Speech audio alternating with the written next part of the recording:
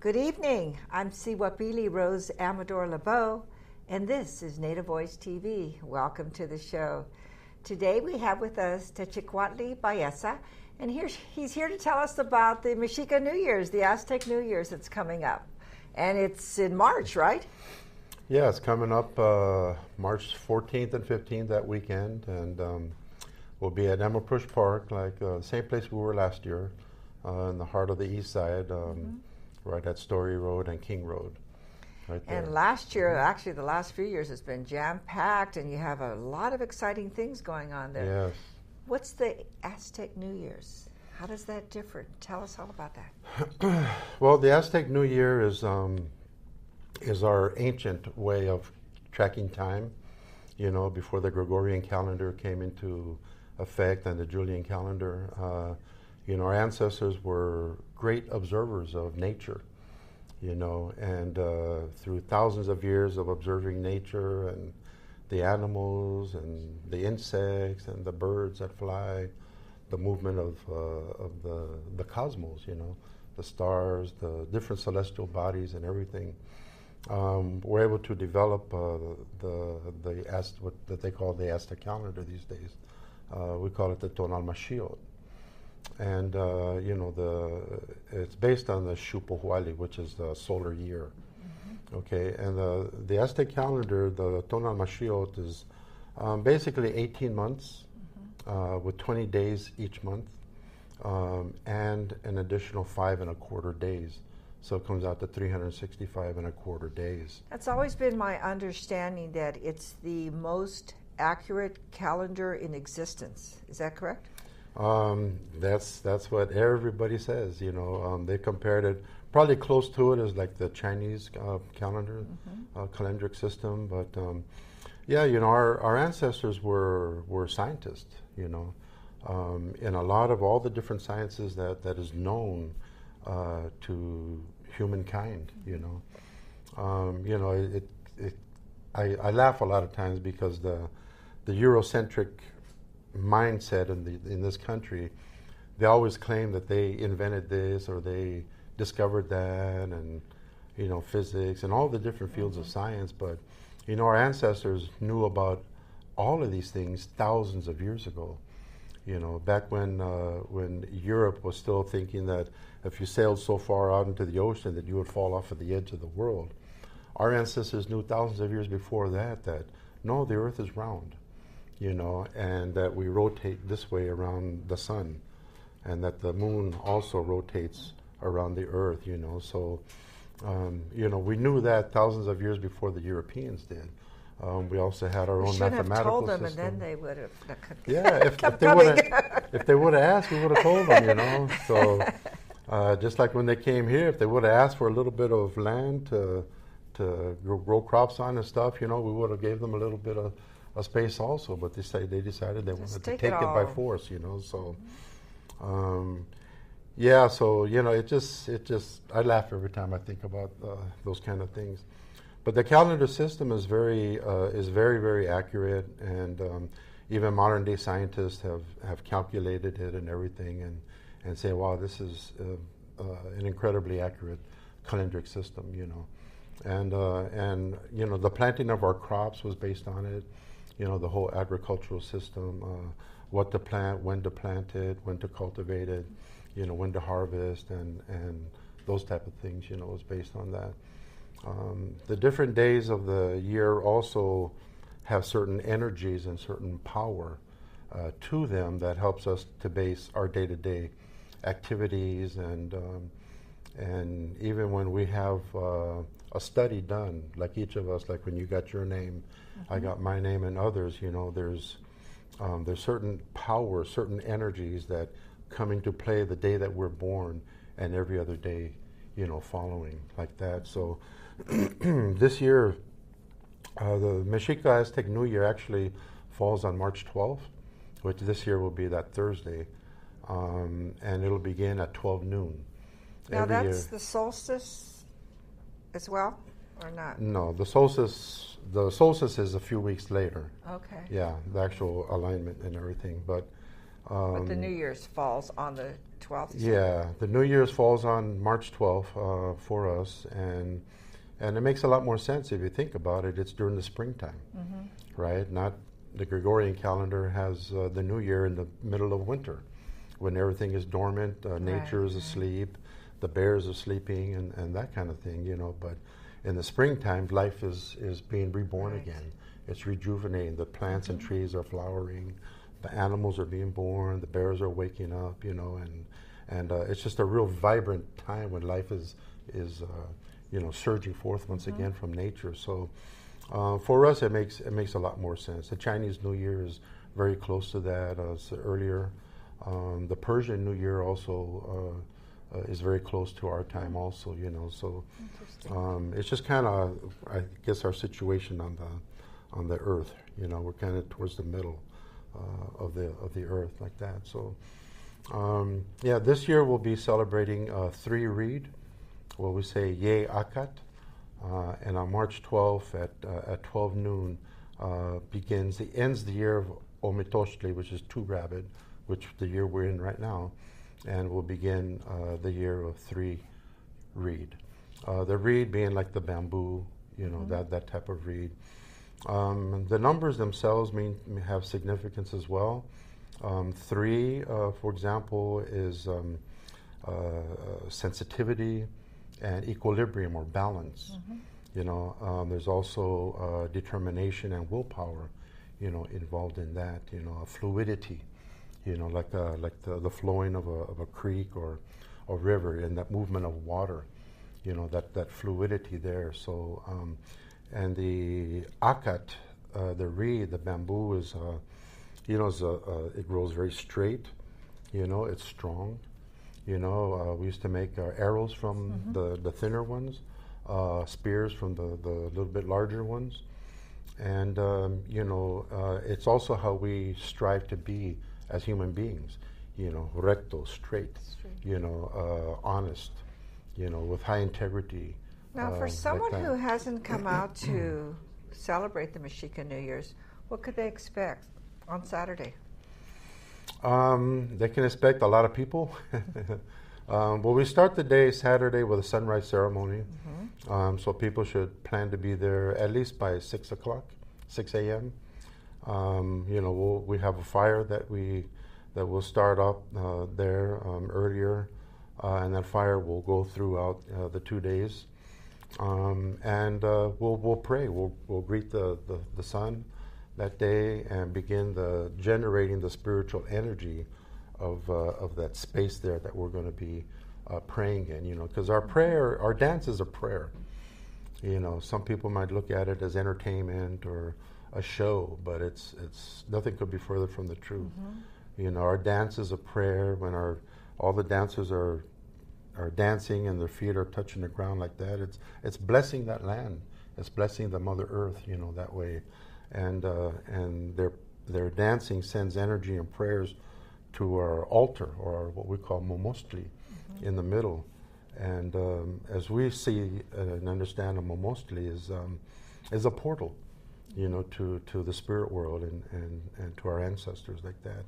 And so when they're dancing, that energy goes to that altar. And you feel it. I've been there. I feel it, beautiful. and a lot of people have told me, even if they're not into the ways that much, you know, because I like to find out, I like to see how people feel. And I talk to people that aren't involved with dance, aren't involved with a lot of things, and they say, you know what, I really, really felt something. You know, I felt power, I felt different, you know, and I think a lot of times it's the genetic makeup that we have as Native people, and that blood that flows through our veins has a memory, you know. And when they hear those drums, you know, when they hear the ayoyotes and the rhythm that it sets and the songs that are sung, I think it wakes something up in people. It does. I'm sure it does, because Yeah. it's like they come back and they want to bring someone else to experience it with them, because it's such an enlightenment and, I guess, a rebirth. We only have about 3 minutes, I'm sorry. If you could tell us what to expect the next day and the rest of that day and the hours and... Okay, well, we'll have, you know, part of it, we're going to have our maestro Solocoat will be coming back from Mexico City, and we'll have some other elders. Hopefully, we're trying to bring a few more up. Brother Acopatzin from Acapulco is with a Calpuli down there. And others, we're looking into the possibility of bringing back Tribu this year, who was with us last year. They play a lot of pre-Columbian indigenous music. They're very, very talented and very good, and they added a lot to the ceremony and the spiritual energy. And you have other native tribes that are there that... Yes. After the sunrise ceremony and before the Mexica dancers, we invite relatives from other nations to come and do ceremony with us. So we have the Rumsen Oloni will be coming. Brother Tony Cerda and his group of dancers will be coming. We have the Zuni Nation will be coming from Nuevo Mexico, New Mexico, and the Pomos will also be joining us again. And then on Sunday we'll begin at 10 o'clock, and we'll have different nations that are invited to drum. There'll be some dancing, some songs. We'll have some more Mexica Aztec dancing, like that. So that's more like the celebration piece of it is on Sunday, and we're very happy to be able to share our culture and share the beauty of our native ways with the beauty of other native peoples, who come, and in that way we share our lives with each other like that. We get to know each other, and appreciate, the beauty and the wisdom of each other's culture in that way. So we invite everybody, to come out, bring your whole family. It's a drug-free, alcohol-free, Coca-Cola-free event. We recycle and all of that, and it's at Emma Prush Park, which was used to be a farm. And what a lot of people don't know is that there's an Ohlone shell mound in Emma Prush Park as well. So that shows that Native people have been on that particular piece of land. And they continue to be on that land. That's right. Through us. And we'll Thank be you there. for being here, and I look forward to it. Okay, we'll look forward to seeing you there. Thank you. Our next guest is going to bring us up to date on the plight of Leonard Peltier. I'd like to welcome Sampson Wolfe, a good friend of mine. How you doing, Sampson? I'm doing good. Thanks for having me. Now, you're Rose. still working on Leonard's case and helping out through the community? Yeah, it's an ongoing, never-ending project. Leonard needs help from everybody. He's been in prison going on 39 years for incarceration for a crime we don't believe that he committed, that he's innocent. He's basically railroaded into prison for aiding and abetting the death of a couple of FBI's that happened back in the mid-'70s. Essentially what had happened, they found some uranium on the reservation land, and they wanted to get access to that, and they could make weapons with that, mass destruction, and so then in order to steal that from the Indians, they had to figure out a way how to do that, and the divide and conquer, the COINTELPRO program, and people were dying, and a lot of traditional elders were dying that weren't willing to sign over their land, and they asked people of the American Indian movement if they would come out and help them to protect some of their people from getting murdered. And Leonard was one of those people that answered the call and went out there to go help out. And unfortunately, he's become a scapegoat for the murder of these two FBI. Other people have admitted to committing these crimes and now have passed away. But that's not helping Leonard at all since he's gone on his 39th year. How is his health? Leonard's old. He's got diabetes. He still has got problems with his feet, with his jaws. As you get old, your body starts to break down, and he's he's susceptible just like any other person that's aging, and especially in the prison system where he doesn't get the best medical help, especially for his diabetes and stuff like that. He really should be sent home. And there's been some recently he's lost his sister. I've have family in Oklahoma that has been incarcerated, and when the family member dies, they'll let them come out of prison to attend the ceremony. Well, when Leonard's mom passed away, they want to let him out to go pay respects to his mom. And his sister's now recently passed away, and he has no way to come out to pay respects for her. They won't let him out. It's really heart-wrenching for him and his family, to have that loss and not be able to be a part of that, giving that last handshake and saying goodbye to his family member, So right now we're asking people to, there's a couple more years of Obama's presidency. It seems like there's been so many attorneys and papers filed and motions on Leonard's behalf to get him released out of prison. And nothing has helped. So it's almost like, and his paroles keeps getting denied. So we're asking people to contact the White House, President Obama, who can still grant him executive clemency when he's out. So this next couple years here is really a big push to do that. Try and get a big a group of people, everybody to do this, to call the White House, write a letter, urge them to release Leonard Peltier from when he gets out. Leonard did a really beautiful painting of Floyd Red Crow Westerman, who had passed away last year, and Floyd was he made this video, which is really about the history of American Indians. And if you could learn about the California story, and you can buy these online for they're like $30 from Floyd's website.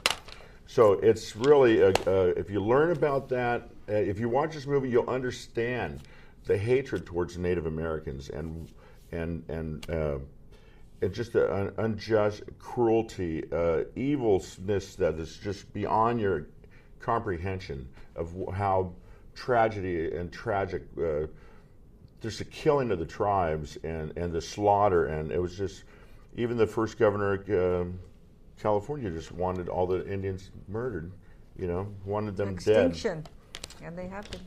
Yeah, so this has been an ongoing problem, and the hatred continued up until to this day. There's still struggles going on. We're still protesting. Absolutely. I've seen you at the protest for the change the name Before for the Redskins. Before we talk a little bit about the mascotting in our last protest, yeah. Let's encourage everyone to write a letter to the president to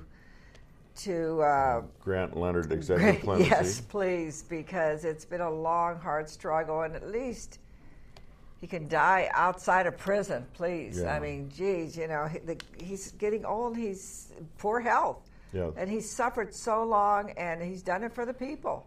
Yeah. And that's the bottom line. I mean, there's one of the Eric Cantor, I believe his name. He's trying to get. There's a program for older prisoners who aren't a threat to society anymore, that they can be sent home, because there's so many people in our prisons now.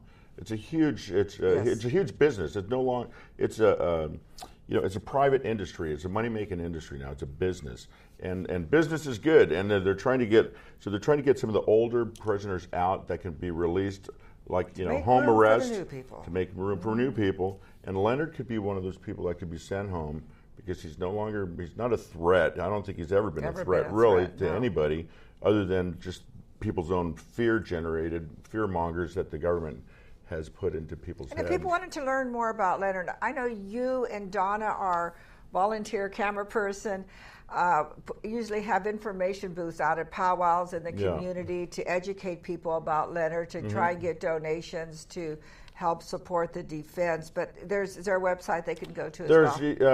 It's LeonardPeltier.info. Just LeonardPeltier.info. Go there. There's all the information you would need. And locally in San Jose on February 6th at the Mexican Heritage Plaza Center, from 6 to 8, there's going to be a commemoration for Leonard Peltier on his 39 years of illegal incarceration.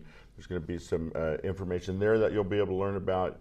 And also there will be some music, a little entertainment, and you'll be able to learn more about Leonard here locally. February 6th, come out to the Mexican Heritage Plaza, which is on 1700 Allen Rock and King, the corner of Allen Rock and King. Yeah, is that right? Yes, it is.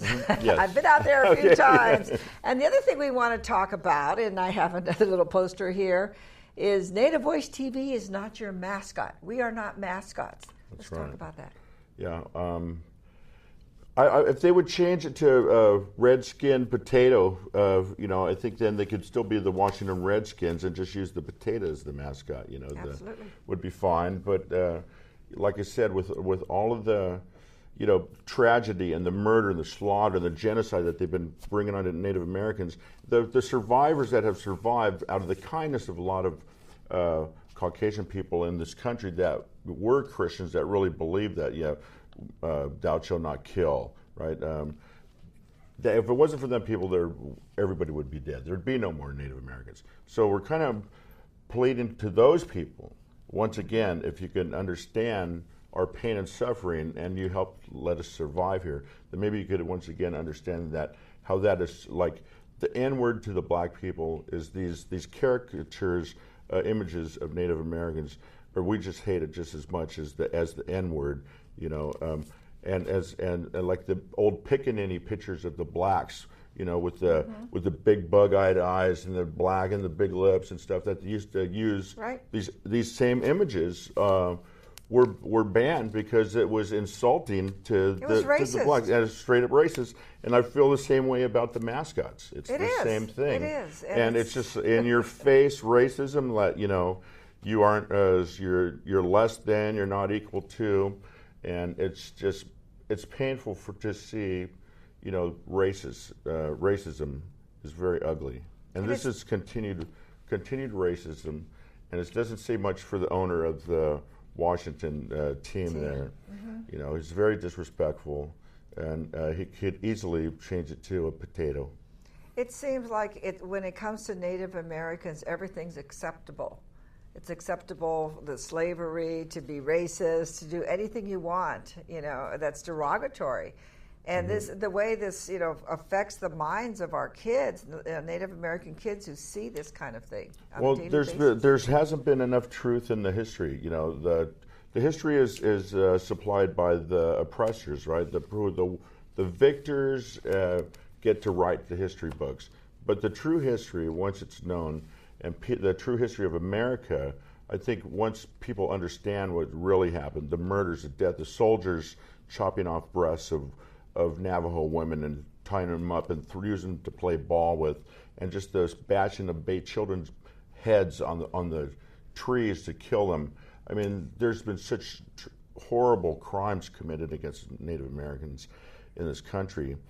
And once people understand this, then we can really grow from that and learn how to, forgive yourselves. I mean, I don't think American people realize that once they understand the true history of this country, they can forgive themselves, and then we can start a healing process together and move forward and unity and have a better relationship between all the Native American nations in this country and the United States government.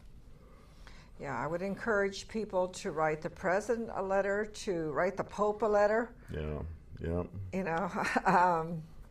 Yeah, I'm disappointed to hear about the Junipero becoming a saint. Because this Pope is really gave me hope that maybe the Catholic Church is coming around. And I was always afraid. I went to church when I was growing up, and I was always afraid of the nuns. They were scary.